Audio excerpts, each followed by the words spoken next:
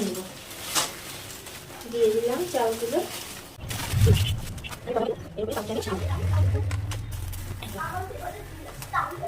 চালিয়ে দেবো।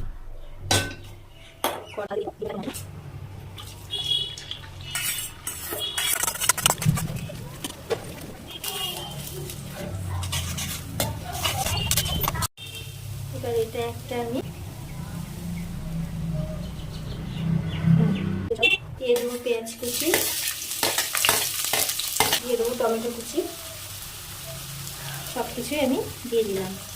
আদা কুচি, লঙ্কা কুচি, সামান্য লবণ, একটু হলুদ অ্যাড করছি। একটু করে রাখা চাউমিনগুলো দিয়ে দেবো, ভেজে রাখা এগগুলো দিয়ে দেবো।